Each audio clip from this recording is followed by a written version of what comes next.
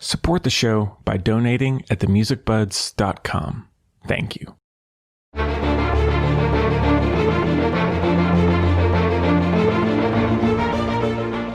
Hello, everybody. Welcome back to the Music Buds podcast. This is episode number 26, and my name is Henry.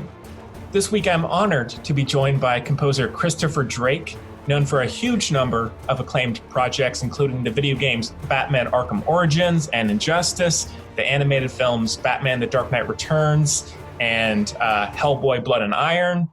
And oh, wow, that's a deep cut. yeah, as well as his recent work with Kevin Smith on Yoga Hosers and Tusk. Christopher, thank you so much for taking the time to talk. I really have loved your work for a long time, so I really do appreciate you doing this. Thank you, Henry. Thanks for having me. Yeah. Well, how's life? Life is like we were saying off camera a few moments ago. I guess it's as good as it can be. I'm grateful for what I have and good health, and I'm breathing. It looks like you're breathing. Yes, thankfully. So this is good. Yeah. Yeah, that's what we were saying. It's that's what's going around. It's like it's all right, literally through surviving, around. Yeah. Yeah. Well, I guess kicking things off, how is it that you got started? Was as a composer, was music something you always wanted to do? How did it come about? The interesting thing I think about being a composer, it's a different art form than being, let's say, like a composer that's writing a symphonic work. You think of your classical music and even contemporary composers that work in that medium, or any kind of artist working in music where it's a form of just personal expression, right? It's like, this is what I feel, even if it isn't words. This is about my experience or something that I'm trying to present. Well, as a composer, it's really about storytelling. You're not writing music for you. You're supporting a story. And so to answer your question, how did I get into it?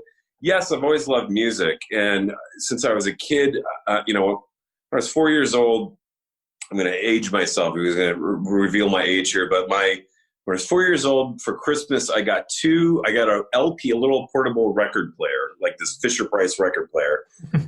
And I got two records. One was the Bee Gees' Saturday Night Fever. Nice. This is 1977. And then the other one was this little indie movie called Star Wars. Yeah. And I was like 4 or 5 years old when Star Wars came out, and it totally caught my attention for all the reasons it's caught the whole world's attention. But part of it that I locked onto, and I didn't understand it at the time, was the music, the storytelling in the music. And John Williams used a technique that goes back to Wagner and classical composers that wrote an opera called leitmotif, which is, it's a piece of music that is designated for a person, place, or thing. When you see the shark in the shark fin in the water, you hear the music. That's Jaws. Even if you're in another room, you're like, oh shit, the shark's coming. I learned just from a place of storytelling where this is before aging myself here, where I think this generation, it's hard to comprehend a time where we didn't have a VCR. We didn't have a CD or Blu-ray. We didn't have the internet where you could have music or movies on demand. So you had to wait for these things to come out in the theater. So Star Wars came out, and you saw it in the theater a couple times because it usually be in the theater for a year. But in between those times, because we couldn't watch it on TV, the closest thing we had was listening to the soundtrack. And I could hear, not so much in the first film because there isn't an Imperial March, but my God, when Empire Strikes came out, I could just close my eyes I had a memory of the movie I had seen, but I would listen to the soundtrack and go, oh, Darth Vader just showed up. Yeah. Oh, and Luke just saved the day. And you can hear that without picture, the storytelling without a picture. So anyways, that was my impression as a kid, was John Williams, the first thing. And then I started noticing, always had an ear for music, and I started paying attention to the music. It's really a subliminal art form. A lot of people don't even notice there's music, in films. Again, it's there to support psychology and the storytelling of things. But I used to notice certain styles of music. I remember the after John Williams, before I knew who John Williams was, I just noticed that style of his writing. and I would hear Close Encounters of the Third Kind and go, that sounds like Star Wars, or that sounds like Jaws. Yeah. And then I started, next to composers that I started making connection to that was, in terms of style, was Goldsmith. And I started, and Jerry's very a chameleon. He's really, not taking a dig at like Jerry Goldsmith versus John Williams, but John Williams is John Williams. And you always hear, and that's by no means, John Williams is at, 10% as most people's lifetime achievement. Sure. But my point being is stylistically, John Williams has these very specific idioms and a language for his music that you can recognize. Jerry has that too, but Jerry can be more avant-garde and experimental. Jerry would, you go from like Poltergeist, if you listen to Poltergeist, and then you listen to Alien, and then you listen to something like Runaway, which is a synth score, an all synth score, and then Goldsmith, there you listen to Total Recall. So anyways, I started hearing a lot of Goldsmith things, the odd time signatures, the weird, like there were just these things I thought was cool. So then the last two people that I locked onto was I could recognize before, if my parents were in another room watching a James Bond movie, I knew that music, John Barry and that minor chord structure. I didn't understand it at the time, but I was like, that sounds like James Bond. I can hear James Bond music without even seeing it. I know what it is. And then the last person that really made later on, when I was like in my young teenage years, actually more like 12, 13, there was a local UHF station in Phoenix, Arizona called KPHO. And they used to, long story short, they were a Fox affiliate before like the Fox channel was a full-time channel. So in the 90s, Fox just kind of started broadcasting at 6 p.m. till like 10 p.m. But before that, they had to fill up the time. So they would rerun Escape from New York, John Carpenter's Escape from New York. Oh, yeah. Every other day on Channel 15, UHF Channel 15. And I just heard that music, this synth music and this minimalistic stuff that wasn't specific to action, but was more about moving the pulse. And these are all groove things. You're asking me, like, how to music. These aren't even, like, I couldn't even intellectualize this stuff as a kid. It just was like something I was drawn to and I recognized as supporting the story, being part of the storytelling, and also propelling it. So that was my real introduction. And I was a big score nerd. When I was in elementary school, it was one of those secret things where, like, you're going to get your lunch money taken if you start talking, like junior high, if you start talking about Jerry Goldsmith's Star Trek, the motion picture, like Klingon battle music, you're not going to get a date, and your probably bike is going to be stolen. Yeah. So that was the thing. Now in the 21st century, genre nerd stuff is king. There's nothing to be ashamed of. People can fly their free. If you don't like it now, you're the outcast. That's almost. Right. That's right. So that being said, it was always kind of this. We kept it in the closet. We didn't really talk about we were movie score nerds. That changed a little bit when I was probably 15 years old, and my best friend Jason's brother, we were hanging out at his house after school, and he was like, "You guys have to hear this." And he played Eruption by Eddie Van Halen, who, rest in peace, just passed away recently. And I heard that, and I was like, "Wait, that's a guitar? It tweaked all of my interest in sound design and melody and just transgressing genre." And from that point forward, I was like, I'm going to learn how to play guitar and play like Eddie Van Halen. So my first instrument, my mom bought me like a cheesy Yamaha keyboard from the Montgomery Wards. Sure, yeah. And I learned how to play all by ear. I'm completely self-taught. Later on, I went to school to learn the fundamentals in music theory and learn how to, read music and orchestrate and stuff. But that was like in my late 20s, I never went to school for the stuff. I just had an ear for it. And, you learn by doing, so I just would start playing these instruments and by ear do takedowns. Like the first piece of music I learned how to play was Axel F from Beverly Hills Cop. Yeah. That was the first thing I learned how to play. That and like the Mission Impossible theme, I learned how to play that. I learned how to play the beginning of Toccata and Fugue. So I just did all this stuff by ear because, again, this is before the internet. Like, I could have just, like, pull up tab or, like, pull up sheet music. You know, you'd have to drive downtown to the music store and buy stuff. So I just try to improvise. But a lot of my learning just came from doing, you know, just like nobody taught me. It just like, well, give me the computer or piano, or I didn't have a computer back then. Give me a keyboard or a piano or a guitar. And I just learned just by screwing around and playing incorrectly until finally I got like somebody to show me how to do it correctly and better. But I learned by doing. That was my whole intro. Yeah. Well, I mean, it seems like the kind of quote unquote unconventional approach to composing often seems to get the best results. So, I mean, it's, you know, there's not one, I think there's not one way to do it, but, you know, it seems like you went down a good path, you know?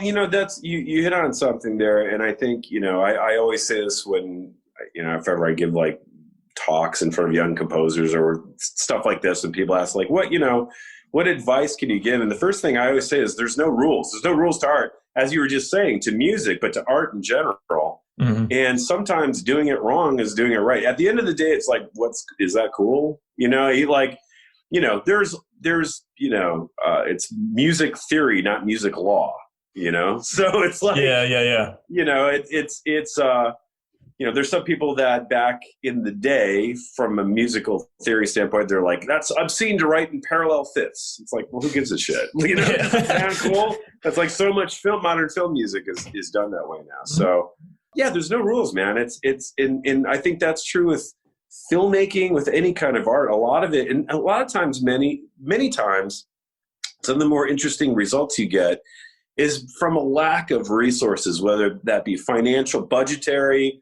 lack of access to musicians, or like we're in a place now where it's hard to get an orchestra because of this pandemic we're in.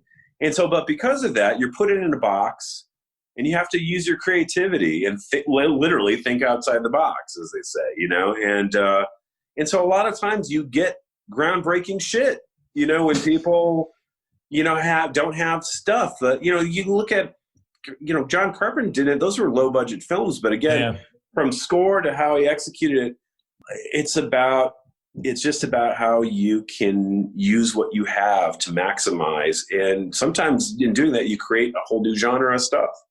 Yeah. And I mean, I think that really speaks true because, you know, we're still talking and listening to those scores and, you know, discussing those scores. And so sometimes doing things on a micro budget or in an unconventional way, that's what will stand the test of time, you know, in a lot of ways. So totally. And at worst case, you know, you could look at it and go, you know, you look at the old Star Trek, I'm talking about the TV Star Trek, the original Shatner, and you go, oh, wow, they had no money. And like that monster's kind of cheesy and the set's made out of cardboard, but it still had a point, you know, it still had an interesting, you know, opinion to share in terms of, you know, and look, I guess the point I was trying to say is worst case scenario, even if like years later, people can look at something and go, oh, that had no money. That was made for $1.50. But it also makes it kind of charming. And you go, it even gives you a little bit more respect for the people. They're like, that's what they were able to pull off, you know? Yeah. And that's just history. That's the way it's going to be. I mean, we think of what's the most technically state-of-the-art stuff right now, the Marvel, Star Wars, Disney stuff. Dude, in like 20, 30 years, we're going to, like, you know, stuff is going to be holographic. And people are going to look at that and go, wow, that's really cheesy looking. The only other thing that's weird, that's kind of a bummer to me, and I'm finding that I'm having, as I get older, I have these old man musings sometimes, is that it's I don't know if the current generation can really, because the technology is like, you know, my son is 25. I have a 25-year-old son. And he's never known life without a computer. He's never known life without Jurassic Park. That's what dinosaurs look like. They're CGI. And it's not like I don't want anybody to not have that, but there's a sense of awe and magic about seeing the evolution of being like, I remember when dinosaurs were Ray Harryhausen, he's a brilliant artist and it was stop motion animation. But then seeing these CGI dinosaurs, it kind of blows your mind as like, wow, this is the next thing. But it's like there's a whole society, a whole generation of film goers now that they just expect everything, like TV looks like The Mandalorian. It looks like just TV looks like Star Wars now, you know? So it's like, it's interesting to me to think like, where do we take it or where do we go next? And I think a lot of art and storytelling and filmmaking is really changing also because of the pandemic. Yeah. And I think people's attention spans are evolving. So these are all things that ultimately I'm kind of getting, you're fine. The weeds here. You're fine. But bringing it back to music, these are also kind of things that, you know, as a contemporary film composer, I don't try to obsess about, but I try to think like, well, how am I evolving or am I just, you know, repeating this tradition? Like, how can I move this forward in terms of music and that supports new types of storytelling in the 21st century? Yeah. I'm sorry, that was really long. Oh, you're totally fine. I enjoyed it. It's totally okay, really. Kind of going off that and kind of looking at some of your projects, like, you know, you've done some of these huge Batman films that are taken from these legendary stories, like The Dark Knight Returns, Under the Red Hood. And I think what's so great is, which since you've been able to be a part of so many of these, is you've kind of become one of the defining like Batman sounds. And I think that's so cool because, you know, it can be such a great, because those films were partly an introduction for me into that world. And so it really shaped how I viewed it, with your music being included. What was it like working on films like that? Well, that's really fun to hear. That's really nice to hear, because at the end of the day, man, like Henry, I'm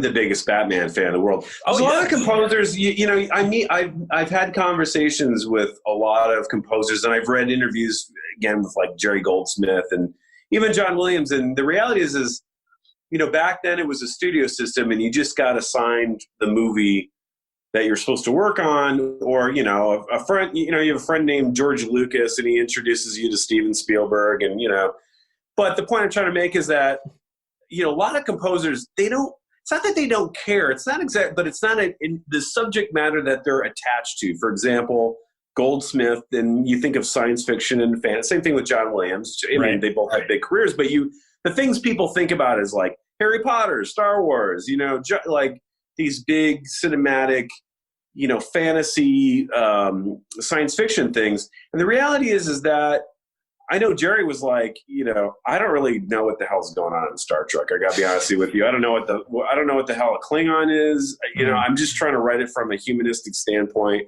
The point being, and I know John Williams is kind of like, you know, this isn't Star Wars, isn't exactly a movie I would go out to see myself. But so the point being is that there's a lot of, and even today I have quite a few friends that come from, you know, they kind of fell into the gig. They're from the rock world, you know, and they just kind of were like, looking for a new way to, you know, to keep having a career writing music, and somebody liked them as a rock musician, and now they're a film composer. But I love this shit. Like I love Batman. If you're to tell me when I was like 12 or 13, when I read The Dark Knight Returns, I still remember sitting at one of my friends that we would go to the comic book store. We were waiting for it. And this is before it was trade, when it came out. It was at 86. And I remember buying all those comic books. I remember buying The Dark Knight Returns, Batman Year One, Arkham Asylum, and waiting for them. And just my friends would go there after school. We'd walk to the comic book store and then just go kick it at one of our houses in the living rooms. Just have quiet nerd comic book reading time. And it'd be like then we would talk about it afterwards, like the nerdiest book club. But I love this stuff, and I loved Batman the Animated Series. I thought it was groundbreaking stylistically, and I remember when it first came on. I was talking about the Fox network a little while ago. It was on the Fox network when it was young, 90 whatever that was, 92 I think. And Batman the Animated Series originally aired in prime time at 7 o'clock, like after The Simpsons or something like that. And originally, you know, I'd seen advertisements for it. And by this point, I think I was in high school, and I was kind of like, you know, jaded and like, a nihilistic, angry white guy hills in, Arizona, and just, I'm too angry for cartoons. And I remember looking at that and go like, oh, look at this cash grab because they're doing the Tim Burton. I was very cynical. And then I was like, well, I put it on and it blew me away. It had this Art Deco style that reminded me of the Max Fleischer Superman cartoons of the 40s. Have you ever seen those? The Max Fleischer? Mm-hmm. I mean, they're just beautiful. And the music, dude, like, oh yeah, I remember hearing it and it was like, okay, it's Danny's doing, it's the Elephant main titles. Okay. But the actual incidental music, the actual score was really amazing. And the great Shirley Walker, when I finally, to answer your question, I fell in love with that stuff in terms of being a fan and being into it. Mm. And then, I had met Guillermo. Okay. So I'm stirring this into how I got started. So this all no, you're fine. It's a second here. Okay. So it's funny. I'm thinking about how I'm going to present this, but I'm also having a real-time realization of how my life has these weird parallels that the symmetry that lines up. Okay. So here's the story. All right. I at some point in the 90s, as I was saying, I was in bands, I was playing guitar, and I always wanted to be a film composer, but I didn't know how to do it. I didn't know, and again, this is before the internet. Now you can literally log on and get a masterclass with Hans Zimmer or Danny Elfman, pick one, to teach you how to become a film composer. So I didn't know how to get into it. But my plan was, I think I would have better odds if I tried to get into animation. And the reason that my strategic career entry goal was animation, because at the time I was in my 20s and I was like, younger people are making these cartoons and there's a lot of interesting stuff going on. Whether it's Bruce Timm and the Batman stuff or whatever. And I thought, there's a low risk threshold for an unknown to maybe pitch for something like that, and to get in and working with people that that are on the same level in terms of understanding of genre and things that we're into, being the same age group. And I'm not going to work for Steven Spielberg or George Lucas as a 22-year-old nobody from Arizona. That's not going to happen. Now that idea was flawed because I soon came to realize it's just as difficult to get into anything, and whether it's animation or anything, as hard as it is to score a Star Wars movie. Yeah. So the point being is that with the animation thing at the time, again, I was living in Arizona and Kevin Smith was doing Clerks, the animated series, or the word was on the street that they were going to do an animated series based on Clerks. And I thought to myself, well, shit, I get the same shit that Kevin Smith's into. I get the whole Star Wars. We come from, he's speaking for my generation at that time. Mm-hmm. And I thought to myself, why don't I put together a demo? And I know, I have a feeling, knowing Kevin Smith's, I don't know Kevin Smith, but I know his humor, I'm a fan of his, that he'll have some reference to a Star Wars joke. So I wrote this orchestral John Williams-y sounding 1 minute piece. Then I wrote a weird hip hop piece because I know Jay and Silent Bob stuff. And what I did was we're talking VHS. So I recorded off my mom's VCR dialogue from Clerks. And then I had a Windows 95, whatever I was using back then. And I cut in the dialogue, the Jay and Silent Bob and some, Randall dialogue over these 4 pieces of music, and then I wrote a thrash metal piece because Berserker and all that stuff. Sure. So anyways, I made my first demo. I didn't really realize what I was doing, but I was doing it right instinctively.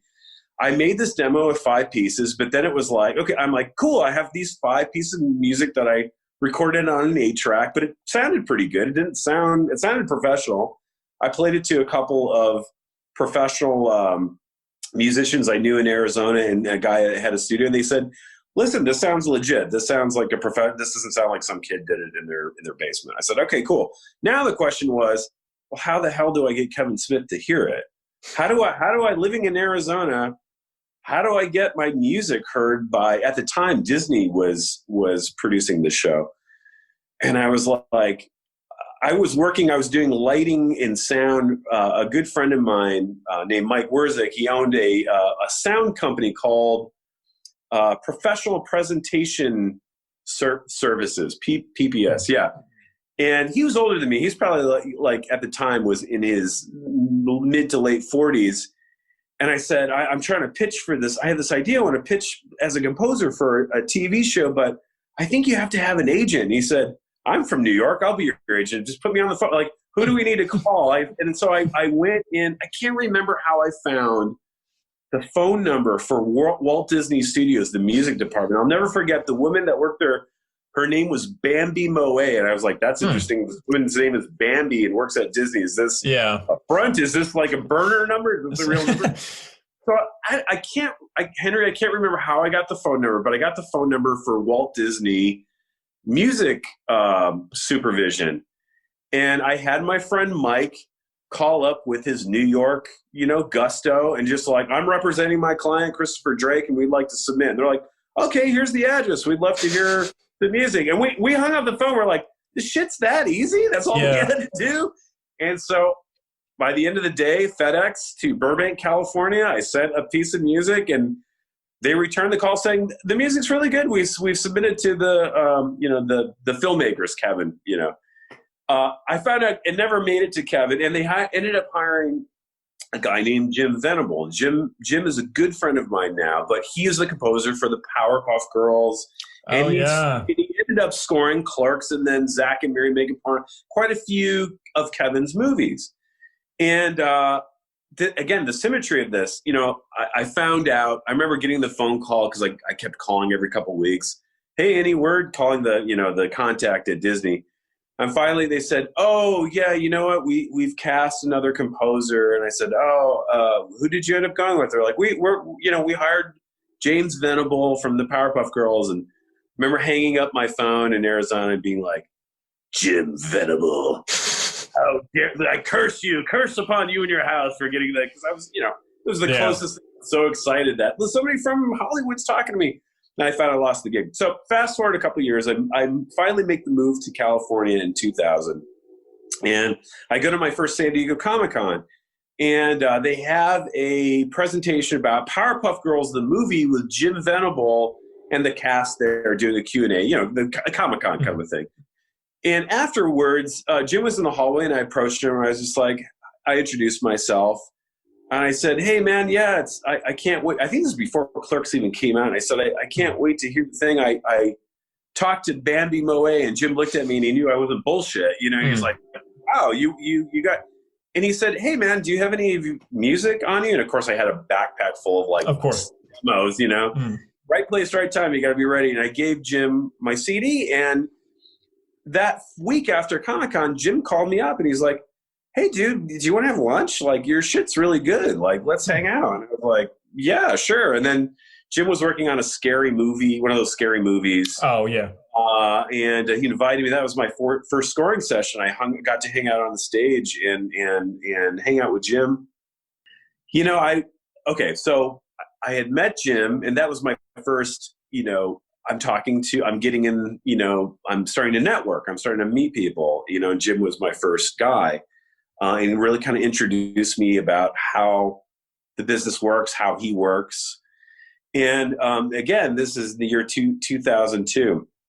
Now, as I told you before, Henry, I'm a big nerd. So I love comic books, but I'm a big horror. I mean, I don't know if you can tell. Like my whole thing is I love classic horror films from the 40s. I love Bela Lugosi and Frankenstein and Boris Karloff, Frankenstein. Wolf, that stuff. I think my favorite horror film of all time is The Invisible Man, the original. So I love it. I do. I'm not going to do it here, but I do a pretty bitchin' Claude Rains impression. I do it, but I'm not bragging. It's pretty solid. Anyways. Oh, I believe you. So in 2002, there's this guy. I moved to Burbank because, again, from Arizona to Burbank, because, again, I thought, well, that's where all the animation studios are located in Burbank. And a lot of it is being in the right place at the right time. And so I wanted to be in an area where I might be able to like go.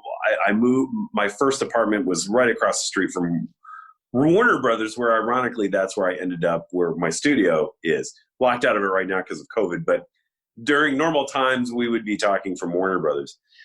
So I had moved to Burbank, and there's this guy named Bob Burns that lives in Burbank. Now, Bob Burns is a very well-known historian in science fiction, fantasy, and horror films. Bob has a museum in his house in Burbank, and I knew about him because he would be in the monster magazines like, you know, Starlog, and he actually even had one of his own, Fangorian had one of his own horror magazines in the 60s. And he was on the Sci-Fi Channel at the time. They used to have like a little documentary featurette thing once a week with him about, it was called Bob's Basement. And Bob's Basement is really his museum. And what Bob has in his museum is the original King Kong from 1930, like the original Wilson Frank Kong armature. James Cameron has given him the alien queen head from Aliens. He has the full-size alien queen. He has the time machine from George Powell's Time Machine. So he has Rick Baker. He has the original American Werewolf in London is in there. So it is. He has Gizmo from Gremlins. Like it's just wall to wall. Everything, the stuff that dreams are made out of, literally. Mm-hmm. And it's amazing. He has lightsabers from. He has Darth Vader's hand that was chopped off at the end of Return of the Jedi, Jeez. Holding the lightsaber. So wow. So Bob lives in Burbank, and he used to do a Halloween show in his front yard. And what I mean by Halloween show, it was a complete recreation of some famous horror film or science fiction film from the past. For example, he turned his front yard into a cave and had Creature from the Black Lagoon come out of a lagoon.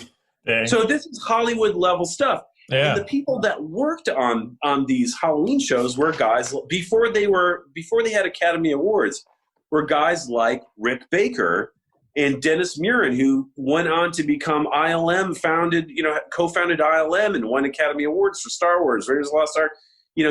These are now what we consider to be these men in their 60s. Back then were these geeky teenagers hanging out with Bob Burns before they won all their Academy Awards.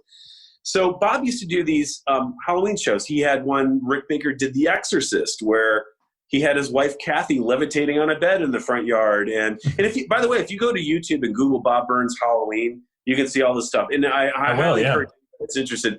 It's amazing stuff. So I knew this guy, Bob Burns, lived in my hood, my new hood that I moved to in Burbank. And this is a long story, but I'm trying to make this as brief as possible. But I met Bob at a local bookstore called Dark Delicacies, which is a horror bookstore. Yeah. And Bob had not done one of these Halloween shows in his front. And these were free things that he put on for the public. But they were massive. They're literally like building a movie set. Mm-hmm. He hadn't done one for almost a decade, since the 70s. And the last one he did was Alien. He did one based on Alien. 20th Century Fox gave him all the props and the costumes from Alien. They built the Nostromo in his front yard. Wow. So that was the last one he did, but it was 2002, and this is right after 9/11. And Bob was kind of talking to his special effects friends, and he was like, I think we should, we're in a weird place right now, right after the 9/11 attacks. Would it be nice to just do something fun for the community for Halloween and bring people together? Let's do another one of these shows. So he did, based on The Thing, not John Carpenter's Thing, but the original Thing. Right. That was Howard Hawks' version. And we built an ice station in his front yard. And I'll never forget the first day. This is now going to tie into my career. This is the beginning of my career. We finally got there. No, you're fine. I'm enjoying it. I'm enjoying it. So my first day, I'm at Bob's house. And I'm overwhelmed because I'm also looking at, there's the time machine. Oh, here's King Kong. Oh, there's, we just opened up his garage and this giant octopus tentacle rolls out. It's a squid tentacle. I go, what the hell's that? And he goes, that's from 20,000 Leagues Under the Sea. That's one of the squid tentacles that attacks the Nautilus. So I'm like, oh my God. And Bob's like, I want to introduce you to my friend, Greg Nicotero. And I'm like, what? And here's Greg with his long hair walking up the driveway. And I'm a huge Evil Dead fan. And, and Greg in KNBFX were the guys that did all that stuff. And I'm like, oh my God, I'm talking to Greg Nicotero. And you know, like all these people started, and Greg did all the makeup effects for this Halloween show. So we have coming up on Halloween night, we have a VIP night because Bob is kind of a well-known person in the horror genre. So we were going to have a VIP night of this Halloween show of the thing that we're doing in his front yard. And it was invite only, but Henry, it was like, oh, there's Rick Baker, there's John Landis, there's Frank Darabont, there's Guillermo del Toro, there's Rob Zombie, there's like, you know, all my heroes, there's Joe Dante, there's like, you know, everybody came out to see this because it was a known thing that Bob used to put on these Halloween shows. And so we're walking through because it was kind of like, imagine like, you know, like it's kind of like a universal horror Halloween night kind of a thing, like a maze. That was kind of set up. And so you're walking through this ice station, and then at the end of the night, you know, the show itself, the walkthrough is maybe about a 5 or 10 minute thing. Oh, and I scored it. And so Bob had asked me if I could do the music. So I wrote this orchestral score that was like the Dmitri Tiomkin score for the original thing. I left that. That's kind of an important part that ties us together of how I wrote this music for it. I played the theremin on it. It sounded like a 1950s soundtrack, and the actors cued to it. So there's the house next door is having kind of a after party where people are mingling and having cocktails and stuff, while Bob's house still has the shows running and people are going through maybe 10 at a time. And you could hear my music playing on the other side of the wall. And I was at this after party, just kind of a wallflower staring at like, oh, there's Guillermo del Toro talking to Frank Darabont. This is so cool. Like, and I'm not like one of these autograph guys that runs up to people and I need my picture taken. Sure. I'm just like stoked being there. And my music started playing on the other side of the wall, and Guillermo del Toro stops Frank Darabont in mid-sentence and he goes, do you hear that fucking shit? Listen to that music. Listen to that. That's the fucking shit. And my friend grabs me but literally my friend Paul Pershman grabs me by the shirt collar and pushes me in front of Guillermo del Toro and goes, this guy did the music. And Guillermo looked at me with these loving eyes and gave me the biggest bear hug. And he said, we must work together. That's amazing. I was like, right on. Holy shit. Now, you got to realize this is before Guillermo is Academy Award-winning Guillermo del Toro. So the timeline is Guillermo's getting right off of Blade 2 and is about to get into Hellboy.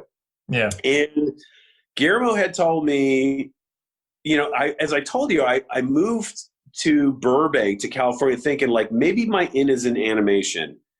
And Guillermo says, we're doing this fucking cartoon about Hellboy. And I was like, hey man, like, can I maybe write a sketch of some ideas, some concepts? And so I did the same thing. I learned what I did with Kevin. I got in the front door and the Walt Disney music department took me seriously. So I'm going to do the same thing. Guillermo has my attention. So I'm going to write 4 pieces of music. And the first thing I did was I kind of wrote my arrangement of Marco Beltrami's Hellboy theme because I knew that Guillermo wanted to use the theme. And I kind of just up-tempoed it a little bit and just, you know, kind of just took it in a different direction, but kept the theme there so you could recognize it. And then I wrote like a horror theme, a suspense theme, and like an action theme. And what I try to do with these demos is this ties back to what I was saying earlier, which is storytelling through music.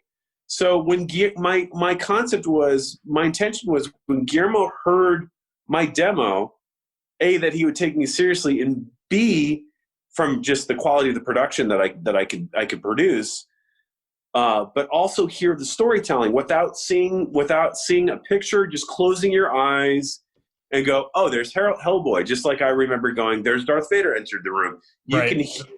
Your imagination can almost make a sequence with these pieces of music that I sent to him, and it resonated. And Guillermo hired me on the spot. I did that. And I did he had a short that he did when he was in his 20s called Geometria. that is on. He wanted to rescore it to make it sound like a Italian, like a goblin, like a Dario Argento thing. So that was kind of fun. I rescored that for him, and then I did a Hellboy video game. So yeah, I did those 2 cartoons, and from that, that led me into Bruce Timm had watched the Hellboy animated thing, and Bruce Timm is the producer and artist of Batman the Animated Series, created that look. That square-jawed Batman that we know, that's all Bruce Timm, and co-creator of Harley Quinn. And I was a big Bruce Timm fan because, again, comic book nerd, and I know who Bruce Timm is. And I'll never forget then getting the phone call. Now, Warner Brothers is calling me, and Susie Savita, who was the head of music at the time, said, "Hey, Christopher, nice to meet you.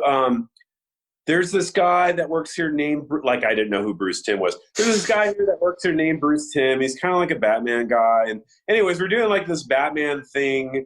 And Bruce really liked your music and was interested if you would be interested in submitting some music." And I did that thing where I played it cool, and I was like, "Oh yeah, that sounds great, totally." And I'm like, "Holy shit, Bruce Timm likes my music. Bruce Timm's calling to ask about me." Right. So I was doing the Snoopy happy dance, man. Like I got that thing. I'm like Bruce Timm knows who I am. He knows who my music is. And it was an honor. I mean, that my first thing, it was called Batman Gotham Knights. That was the first Batman thing I did. And the thing that's interesting about my Batman work, my career with Batman stuff, is that you think of all the great Batman composers, Shirley Walker, Danny Elfman, Hans Zimmer, etc.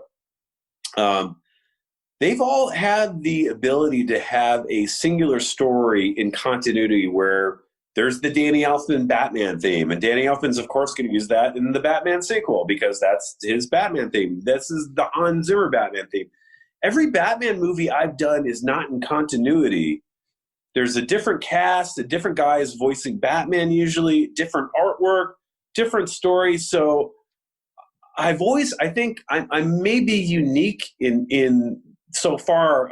Maybe I'm wrong, but I think that I might be the only composer in the history of Batman music that has come up with multiple different Batman themes that are both need to sound like Batman. It has to have that minor key mojo, that Wagnerian thing that makes a Batman thing. If you don't understand music, you go, "That's dark and brooding. That's Batman." Yeah.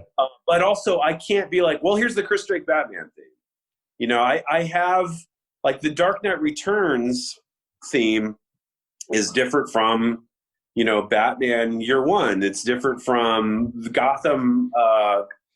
What was the first one I did? Gotham Knight. Yeah. So it's been a weird thing of like, I can't imagine them telling Danny Elfman, like, "Hey man, we love what you did. Dun dun dun dun. That's just great. The next one, can you just throw that away and like totally reinvent the wheel to kind of make it sound like that, but not like that. It's got to sound like that, but not what you did before." So it was pretty. I'm segueing into what's going on now.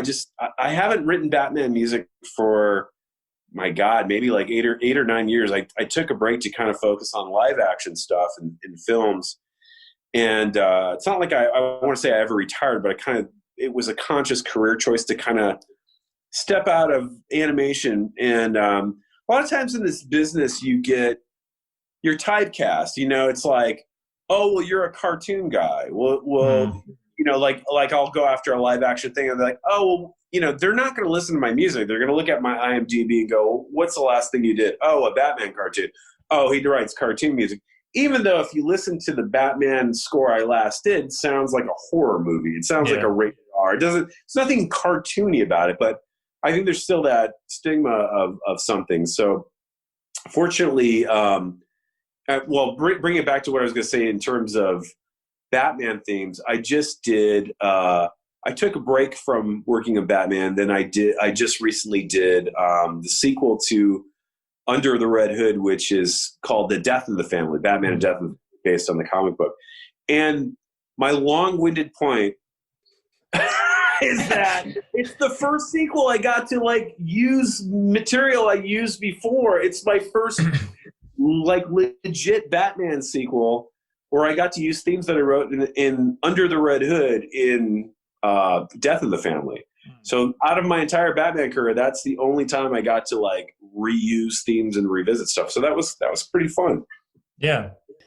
Is doing so many different versions kind of interesting in its own way to like be recreating it a different way each time? Yeah, it definitely like each story has its own needs, right? For example, The Dark Knight Returns takes place in 1986. And so, it's funny. I pitched the idea to Bruce Timm at the time. I said, he was like, well, what should we do for the score for this? Because this is like the Bible. This is like the Holy Grail in terms of, Batman stories. The Dark Knight. It's one of the best known and one of the best stories ever written for the character. What can we do to make this, different that doesn't just sound like orchestra, minor chord Batman stuff? And so my pitch was, well, what if we scored this like in its period? What if we scored this like, what if John Carpenter did a Batman movie in 1986? Because it takes place in 1986. And my concept was, let it be all analog synthesizer stuff.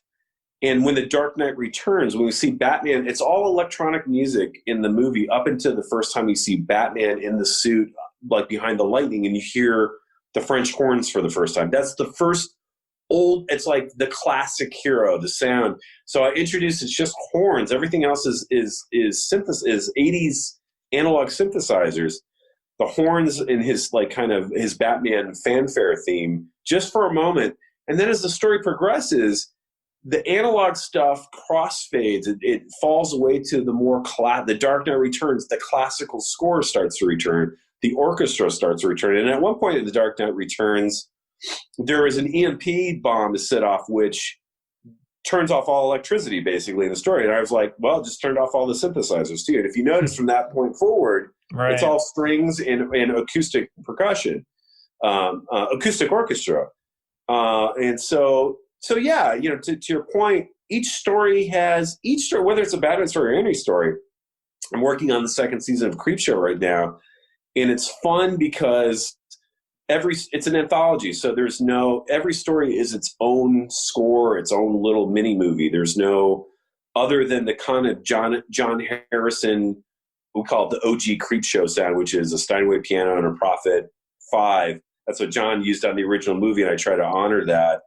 But in the actual scores itself, there's no rules. Going back to what we were saying, there's no rules to anything. Just one score could be, electronic synth music. One score can be for Creepshow could be all orchestra. One could be just weird sound. Let's not even like I did a score for one of the episodes called Lydia Lane, and it's all piano, but not playing piano in the traditional way, opening the lid up and dragging strings and making like weird sounds and hitting things with hammers, a piano with a hammer. That's the score. It's not, so yeah, man, like whether it's Batman doing different Batman stuff, it's cool because they all have their own unique need that you have to find to serve with the music.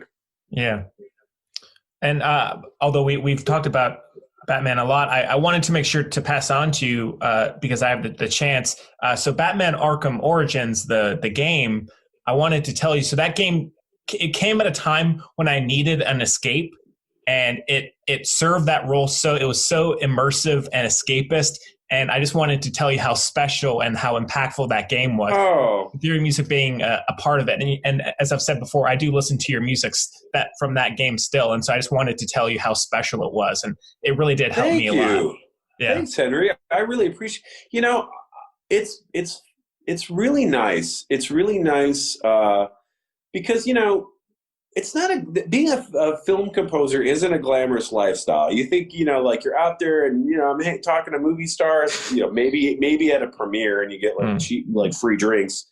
Yeah. The most part of the time you're locked in the bunker with no lights and no windows, and you're in here for 18 hours a day. And I don't really think about it. And then, I try to write music that I think that I would like if I was a fan. And again, to honor, I've been very fortunate to work on franchises of things that I love, like Creepshow and Batman. I've never had to do like a thing that I'm like, oh, I'm just doing this for the money, or like, you know, I don't really know what this is. Yeah. I'm usually, sometimes it comes with a risk of, because I carry so much of the weight, you know, it could be self-defeating sometimes where I'm like, oh my God, I just got the baton pass from Shirley Walker, and like, you know, you can get up your own ass with that stuff with your head and get like lost. And you just have to kind of let that go and just go, okay, forget about the legacy of this. Batman, my God, 75 years and amazing music talent before me, and just try to do my thing that I think would satisfy me as a fan, while also trying to honor that. And Arkham Origins really that was the directive from the team there, where they were like, you know, we just kind of want this to be a celebration of all things Batman. So if you can kind of find a way to bring in Danny, if you can find a way to bring in Hans, what Hans is doing at the time, and just filter that through yourself. And, you know, it's funny, a lot of people, you know, again, it's weird as a composer, because again, I'm not an actor. I'm not a, you know, like most people probably don't, you know, film music. There's a lot of people that are fans of film music, but it's not like, you know, I'm an artist or anything like that where I'm recognizable. But every once in a while, you know, I'll get an email or somebody send a kind thing to me like you just did. I just got an email. I need to respond to this guy, but he sent me an email through my agent saying that, you know, he had some kind of spinal injury and was knocked out for like, you know, months, and was in pain, and listened to The Dark Knight Returns. That was like his mojo music for like going through PT and like getting through it and doing the work.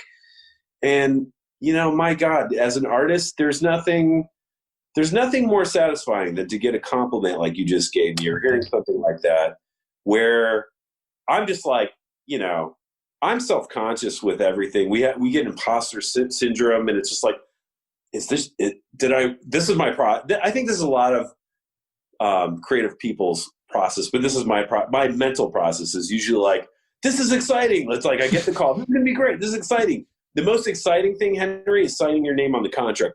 Yeah, this is where I can't wait to do The Dark Knight Returns. Followed by, dude, you're doing The Dark Knight Returns. Dude, do you know what The Dark Knight Returns means to me, people? You better not drop the ball on this. You know, and then it's like, okay, this is hard. Then the writing process is like, this is hard. You start overthinking about it, and I'm like, this is shit.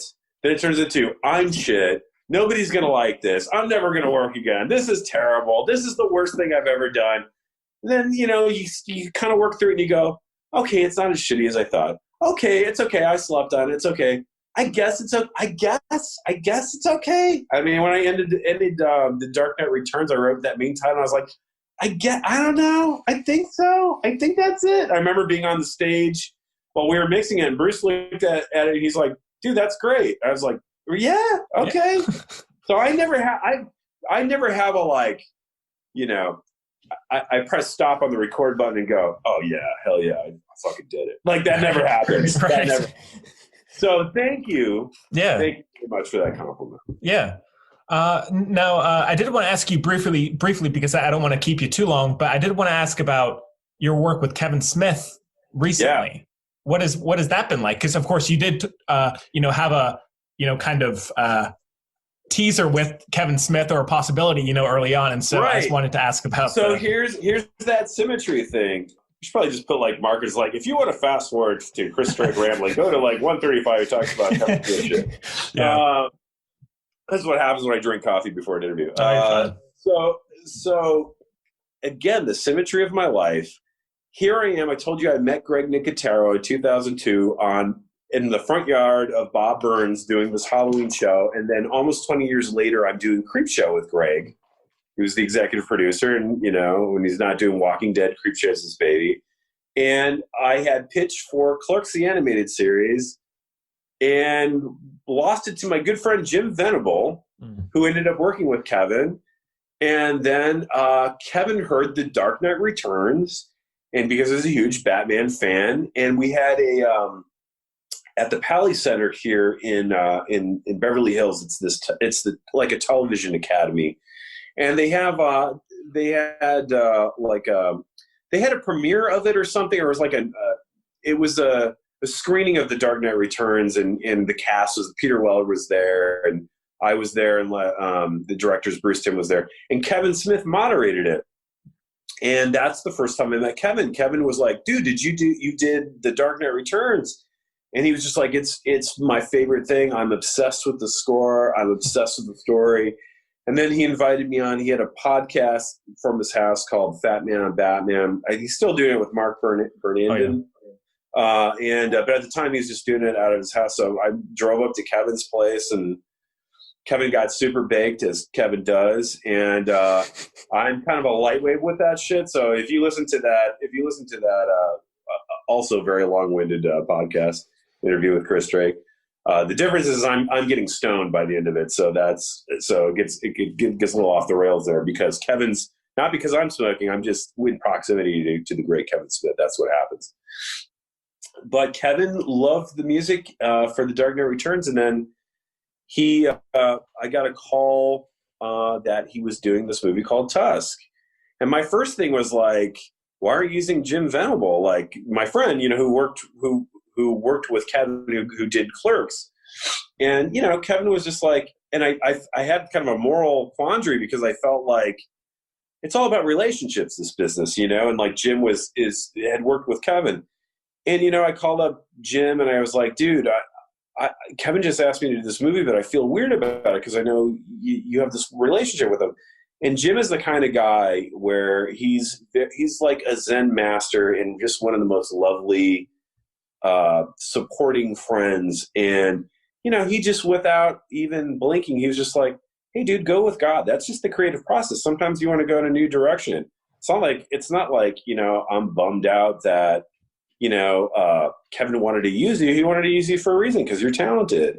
And he's like, I do my thing and you do your thing. He said, this is a horror movie. I don't really do horror movies, And so I felt better about it. And then, started working with Kevin. But that was that was my first feature film.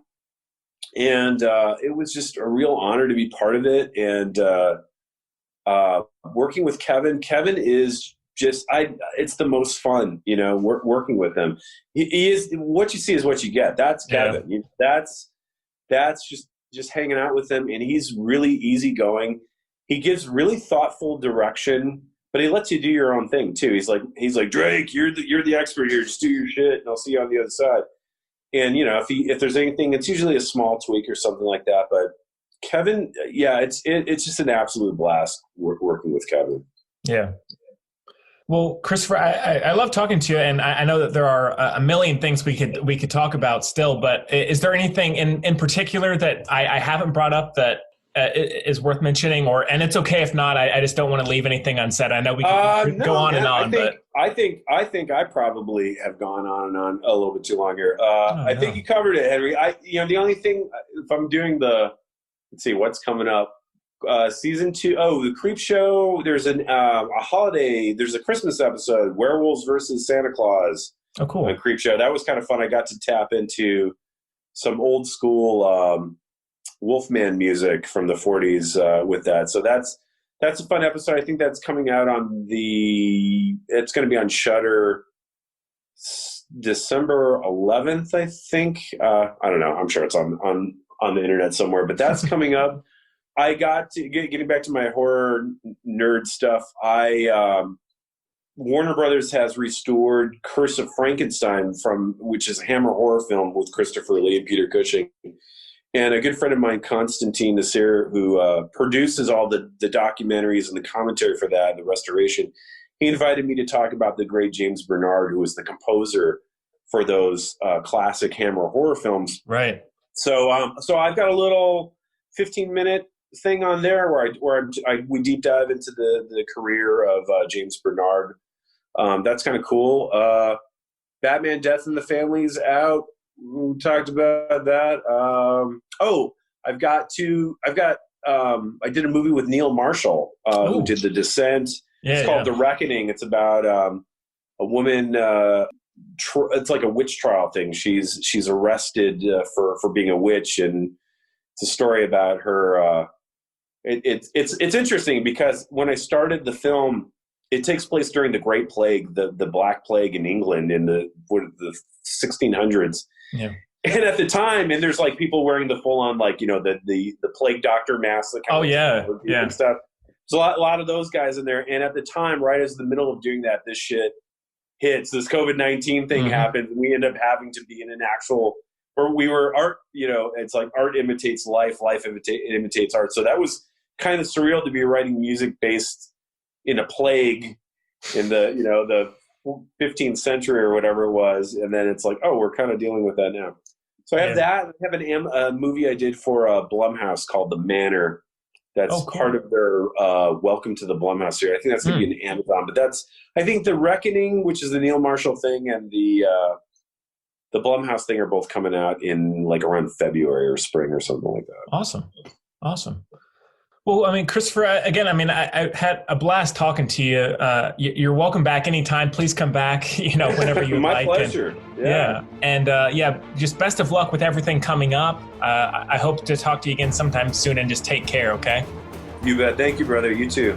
Cheers. Yeah. All right, everybody. We hope you enjoyed it as much as we did, and we'll see you next time.